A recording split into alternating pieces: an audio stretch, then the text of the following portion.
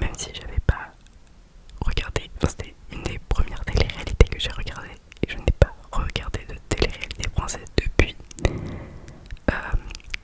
En regardant les profils des personnes envoyées, il y en a quand même plusieurs qui ont déjà été dans plusieurs séries encore une fois. Et à partir de ce moment-là, je pense qu'elles sont pas forcément là pour les bonnes raisons. Alors que le but quand même c'est de trouver l'amour, même si on peut discuter de la possibilité de trouver l'amour à la télé devant des caméras, en sachant que il y a énormément de personnes qui regardent et qui scrutent tous tes faits et gestes. J'habite sous les toits, j'ai tellement chaud alors qu'il ne fait même pas si chaud que ça là où je suis. Mais en fait j'ai l'impression que mon appartement, ma chambre est un four.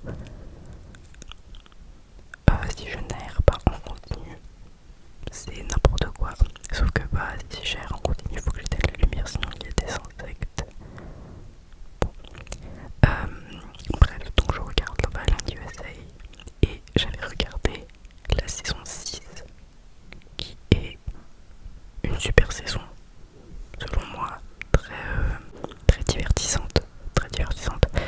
Et en fait j'aime bien regarder ce genre de série quand je suis fatiguée et j'ai juste envie un peu de d'éteindre mon cerveau sans trop réfléchir en fait.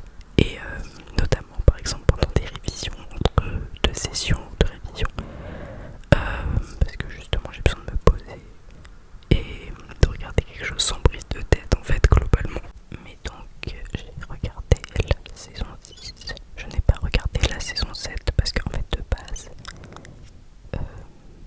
je suis pas forcément trop télé-réalité, mais j'avais regardé, je ne sais même plus comment j'ai été amenée à regarder la saison 6. Et la version française non plus, que je ne me souviens plus comment j'avais commencé. J'avais peut-être vu des extraits sur les réseaux sociaux. Bref.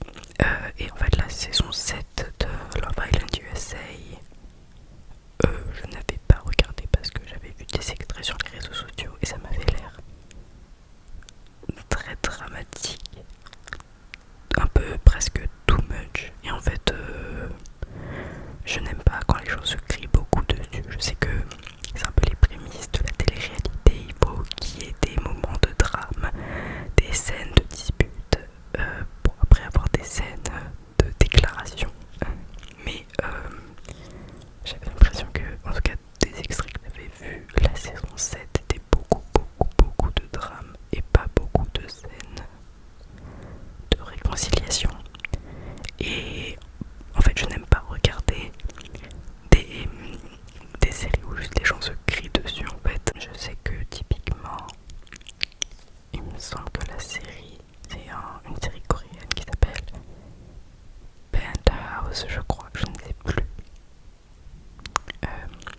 que j'ai juste arrêté de regarder au bout peut-être du troisième épisode, je ne sais plus, parce que juste en fait il n'y avait pas de dialogue parlé, juste les gens se criaient dessus et en fait c'est tellement trop, enfin pour moi personnellement, logique, c'est trop stimulant, ça fait mal aux oreilles, c'est pas agréable en fait juste d'avoir des gens qui se crient dessus et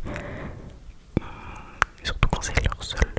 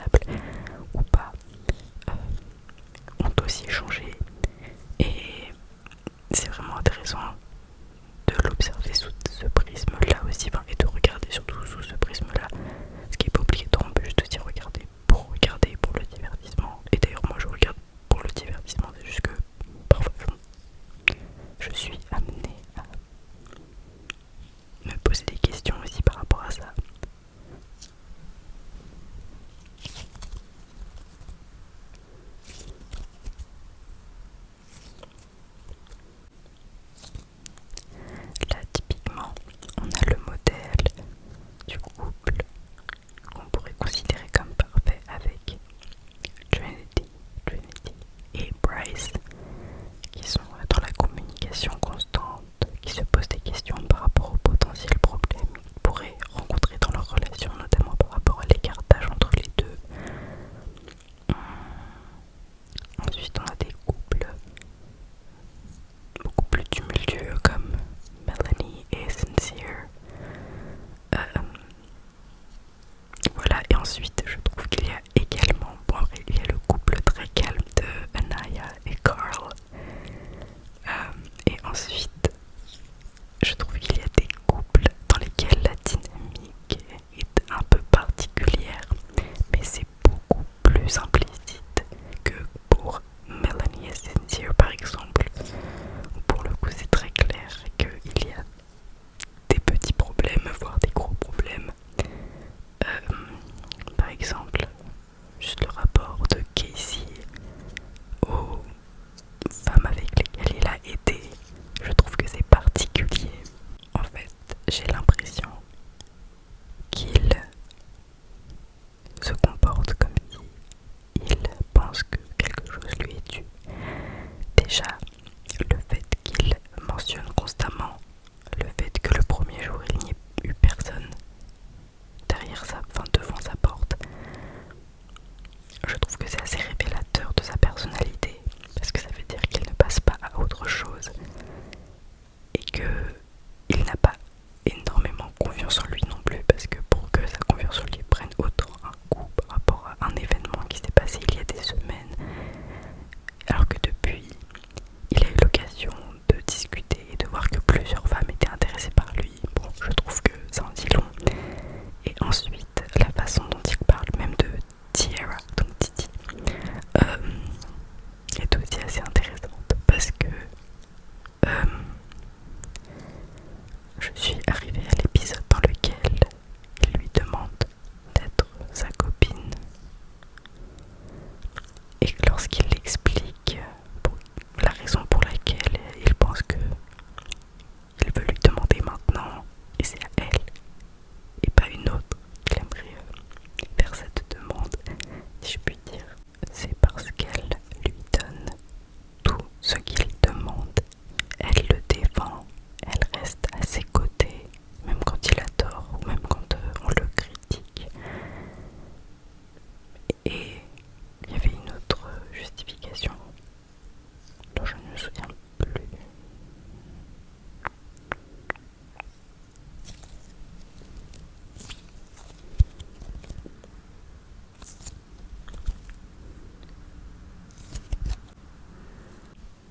Bon, je ne me souviens plus.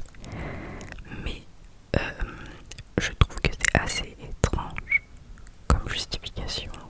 Et j'ai l'impression que lorsqu'il parle d'elle, après il y a des choses qui ne sont pas montrées bien évidemment, mais j'ai vraiment l'impression que lorsqu'il parle d'elle, il n'évoque jamais sa personnalité ou sa façon d'être.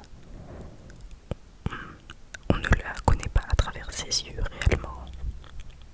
Par contre on sait qu'elle est à ses côtés et qu'elle le défend. Mais être avec quelqu'un pour ces raisons, ça paraît quand même un peu particulier selon moi.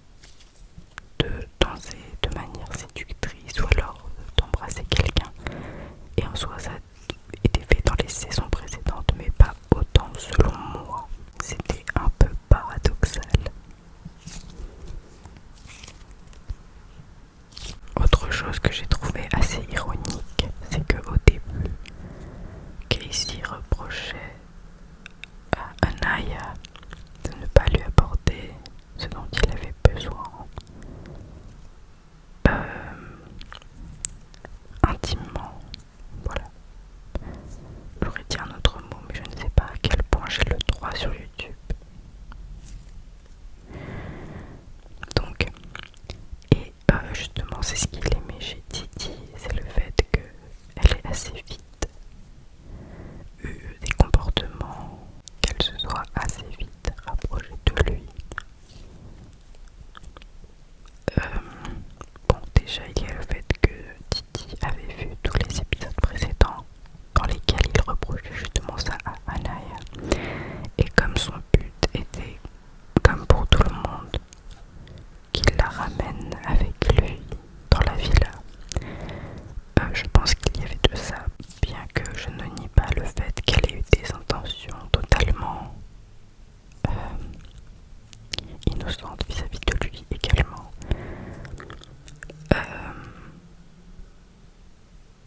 Ce que je trouve intéressant néanmoins, quand même, c'est que lorsque Sydney a discuté avec Casey, et notamment qu'elle a très ouvertement parlé de, je sais pas si je peux le dire sur YouTube, sexualité, voilà, il était extrêmement gêné au point de ne plus vouloir vraiment discuter avec elle par la suite. Donc il y a ce paradoxe où d'un côté il a envie d'avoir ce type de comportement envers lui, enfin qu'il y ait ce type de comportement envers lui, mais d'un autre il est très mal à l'aise pour en parler.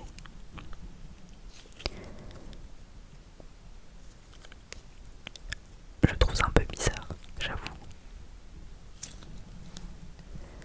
C'est-à-dire que déjà s'il était sur une ligne complètement puritaine, je pense que Love Island n'était pas la bonne télé-réalité, parce que ce n'est absolument pas une télé-réalité puritaine, enfin voilà, comme on dit, il faut pas être sorti de Saint-Cyr pour le savoir, je pense. Et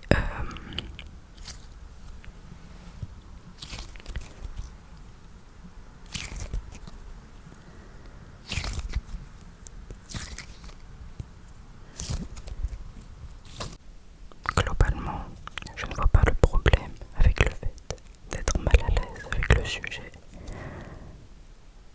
Mais dans ce cas-là, il faut l'être sur toute la ligne, sinon c'est assez bizarre et paradoxal. Après, je sais qu'on est humain et qu'on est des êtres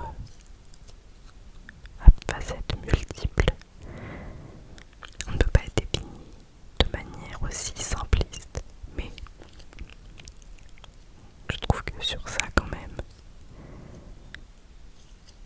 c'est assez contraire comme comportement.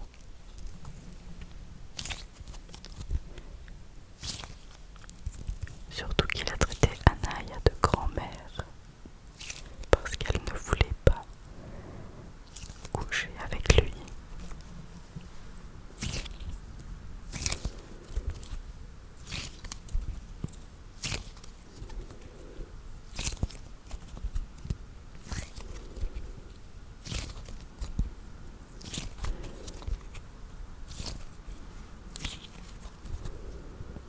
Sinon, globalement, dans cette saison, j'ai trouvé qu'il y avait beaucoup de discussions sur le désir et la luxure. Et en fait, je trouve que c'est dans ces moments-là qu'on voit que c'est une télé-réalité américaine et surtout des États-Unis.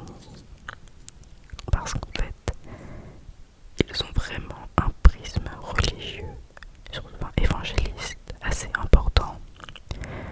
Parce que ils parlent toujours, donc ils emploient le mot lust et lustful, donc L-U-S-T et L-U-S-T-U-L. Non, oh, n'importe quoi, L-U-S-T-F-U-L. Et en fait, je trouve que ce sont vraiment des termes bibliques, en fait, simplement, et que même les personnes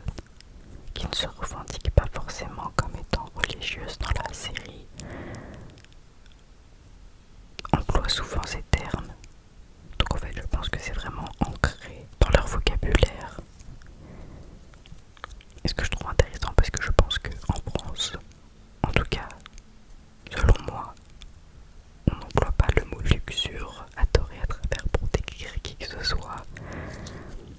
Même quand une personne est peut-être plus à l'aise avec son corps. Et le désir en général, on ne va pas parler de luxure quand même. Ensuite, j'ai remarqué que souvent les personnes qui sont pas restées très longtemps sur l'île et dans la villa vont se retrouver, faire des vidéos ensemble, ce qui est pas grave en soi, mais surtout vont faire des lives dans lesquels elles vont avoir